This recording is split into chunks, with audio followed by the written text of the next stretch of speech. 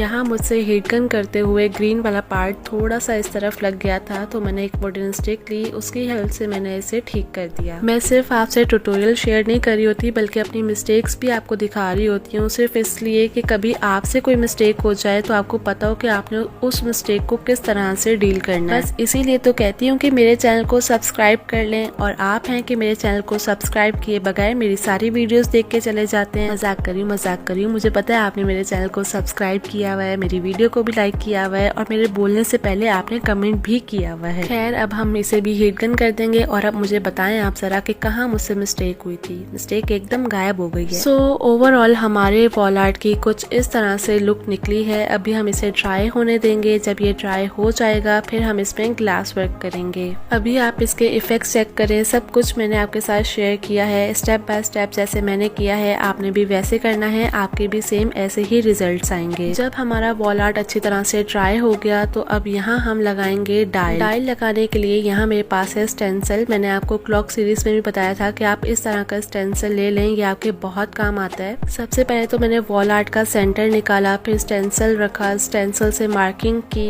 और अपने डाइल को इस तरह से सेट कर लिया। अब जब मैंने इस स्टेंसिल को उठाया तो नीचे से मेरा एकदम परफेक्ट डाइल रेडी था। मार्किंग हमने की हुई है तो टेंशन वाली कोई बात नहीं है। आपने एक एक करके डाइल को उठाना है, उस पे ग्लू लगानी है और इसे वापस नीचे की तरफ पेस्ट कर देना है। पेस्ट करते हुए थोड़ा सा हिल जाए तो उसे आप फिंगर की हेल्प से इस तरह प्रेस करके सेट कर लीजिएगा। वीडियो बहुत ज्यादा लंबी हो रही है, मेरा मेन मकसद था आपको पोलिंग दिखाना, वो मैंने आपको दिखा दी है। अब जो आगे वीडियोस होंगी वो आप टाइम लैप्स पे देखेंगे। खैर, इस तरह हम सारे डाइल को पेस्ट कर लेंगे। अगर आपके पास ये वाला डाइल नहीं है तो आपके पास जो भी डाइल आपको मिलता है इजीली आप वो ये लगा सकते हैं। सारा पेस्ट करने के बाद आपने एक बार स्टेंसिल रख के मेक श्योर कर लेना है कि आपकी हर चीज परफेक्ट जगह पे है या नहीं। अगर ना हो तो आपने स्टिक की हेल्प से इस तरह उसको कर लेना है, जैसे मैं कर रही हूँ। अब यहाँ मैं ले रही हूँ थिनर, क्योंकि हमने जो मार्किंग की है उसको भी तो रिमूव करना है ना, वरना हमारा वॉल आर्ट अच्छा नहीं लगेगा। तो आपने लेना है थिनर और जहाँ जहाँ भी आपने मार्किंग की है थिनर की हेल्प से उस सारी मार्किंग को आप इस तरह से रिमूव कर दें, जैसे मैं कर रही हूँ।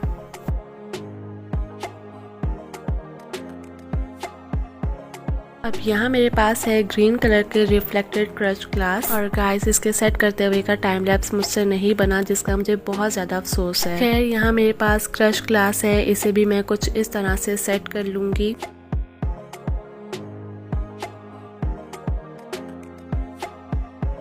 अच्छा, ये मेरे पास ना एक बहुत मजे की चीज है, ये छोटे छोटे डायमंड टाइप से हैं। इसे भी मैं यहाँ कहीं कहीं ऐड कर दूंगी, जैसे कि क्रश ग्लास की साइड्स पे।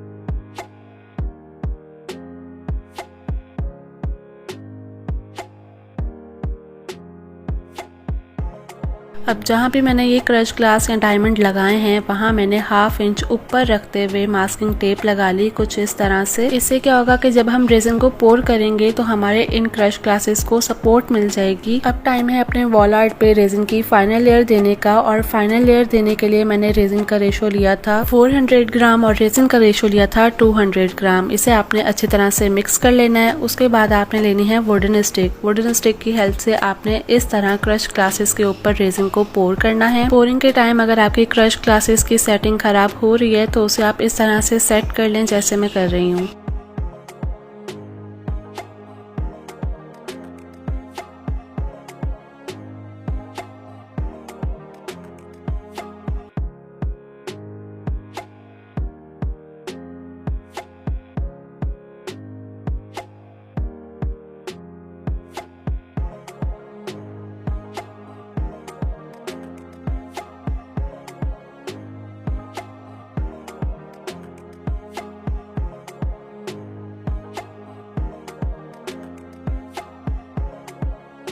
थोड़ी थोड़ी करके हमने सारी रेजिन को पोर कर देना है। उसके बाद आपने इसे हीट गन करनी है ताकि इसमें कोई बबल है तो वो भी रिमूव हो जाए। अच्छा, बहुत से लोग मुझसे ये पूछते हैं कि आप अपने आर्टिकल को डस्ट फ्री करने के लिए क्या करती हैं। तो मैं ये करती हूँ कि अपने आर्टिकल को कुछ इस तरह से ढक के रख देती हूँ। जब हमारा वॉल आर्ट अच्छी तरह से ड्राई हो जाएगा तो आपने इस कवर को रिमूव कर देना है और आप देखें कि हमारा आर्टिकल, हमारी वॉल आर्ट कितनी अच्छी शाइनी क्लियर बनी है। इसमें इफेक्ट्स चेक करें आप, कितने प्यारे इसके इफेक्ट्स बने हैं। अब आपने क्या करना है जी, हमने जो डायल लगाया था वो एक्रेलिक का था। एक्रेलिक के ऊपर एक प्लास्टिक शीट होती है, उसे आपने इस तरह से रिमूव कर देना है। अगर ये शीट आप रेजिन पोर करने से पहले उतार देते हैं तो आपका जो एक्रेलिक है ना वो बिल्कुल शाइनी नहीं रहता, इसलिए आपने रेजिन पोर करने के बाद इस शीट को रिमूव करना है।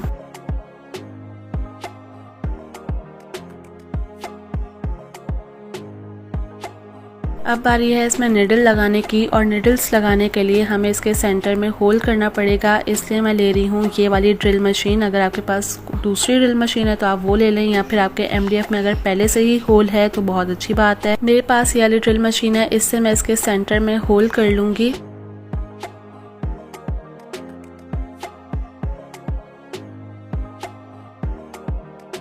होल करने के बाद इसकी जो भी डस्ट होगी वो आपने किसी भी ब्रश के साथ साफ करनी है ताकि इसके ऊपर कोई भी स्क्रैच ना आए। अब मैं इसमें लगाऊंगी टाइम मशीन, और टाइम मशीन के साथ आपको ये दो चीजें मिलती हैं। एक इसका वॉशर होता है, सबसे पहले आपने वॉशर लगाना है, साथ में इसका ये नट होता है, आपने ये नट लगाना है। पहले आप फिंगर से इस नट को टाइट कर लें, उसके बाद इसे प्लास से अच्छी तरह से टाइट कर दें। अच्छा, इस बार हमने अपने MDF की बैक साइड पे मास्किंग टेप नहीं लगाई थी क्योंकि हम भूल गए थे, लेकिन अब तक आपने जितनी भी क्लासेस देखी है हमने इसकी बैक साइड पे मास्किंग टेप लगाई है। लेकिन अगर आप मास्किंग टेप लगाना भूल जाते हैं तो आपने इसकी बैक साइड से रेजिन को इस तरह से रिमूव करना है जैसे मैं कर रही हूँ। आपने एक हाथ से इसे हीट देते जाना है, दूसरे हाथ से आपने कटर रख लें या फिर कोई छुरी रख लें, उसके साथ आपने इसे इस तरह से कट करते जाना है। और इस तरह आप देखें कि घंटों का काम कितना इजीली सेकंड्स में हो रहा है। अब इसी तरह मैं इसकी बैक साइड से सारी रेजिन को रिमूव कर दूंगी, और जो थोड़ी बहुत रह जाएगी उसको हम बाद में इस तरह कटर से साफ कर देंगे। इसको मजीद नीट लुक देने के लिए मेरे पास ये ड्रिल मशीन है, इसके अंदर आप ये सैंडिंग पेपर वाला ऑप्शन भी लगा सकते हैं। इससे बहुत ज्यादा आसानी हो जाती है। जैसे आपका ये सैंडिंग पेपर खराब हो गया तो आप ये उतार के इस पे नया भी लगा सकते हैं, और फिर इजीली आप इसकी साइड्स को इस तरह से नीट कर लें। लेकिन अगर आपके पास ये मशीन नहीं है तो आप नॉर्मल सैंडिंग पेपर के साथ भी इसकी बैक साइड को नीट कर सकते हैं।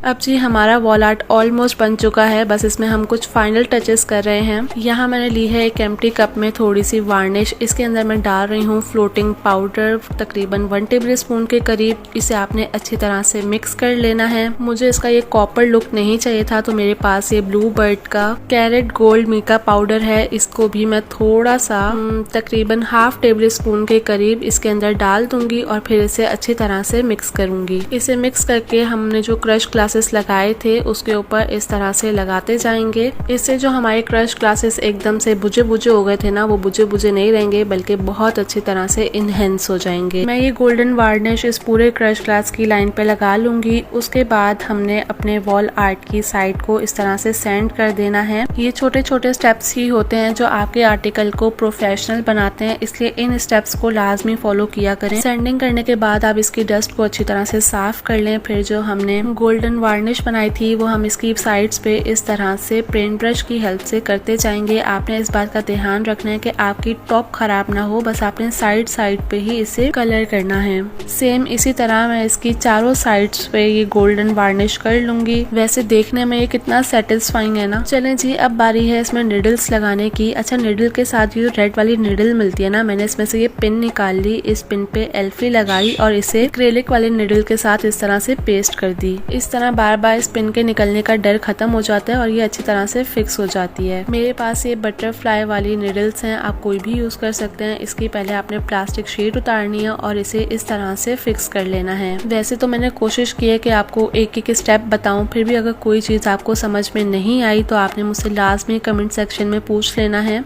अब यहाँ मैं अपनी क्लॉक में सेल लगा के चेक कर लूँगी कि क्या मेरी क्लॉक अच्छे से काम कर रही है, और यहाँ मेरी क्लॉक अच्छी तरह से काम कर रही है। आपने भी कस्टमर को देने से पहले एक बार ये चीज़ लाजमी चेक कर लेनी है। ये है हमारे इस वॉल आर्ट की फाइनल लुक। हर चीज़ एकदम परफेक्ट है। इसकी शाइन चेक करें, इसमें इफेक्ट्स चेक करें। चले मैं खुद नहीं बताती, आप लोग मुझे कमेंट में बताएं कि आप लोगों को ये कैसा लगा। उम्मीद करती हूँ मेरी आज की क्लास आप लोग को अच्छी लगी होगी। ऐसे मजीद क्लासेस के लिए मेरे चैनल को सब्सक्राइब कर लें, बेल आइकन को भी प्रेस कर दें ताकि जब भी मैं वीडियो डालूं मेरी वीडियो फौरन आपको मिल सके। अब मिलेंगे नेक्स्ट क्लास में, तब तक के लिए अल्लाह हाफिज।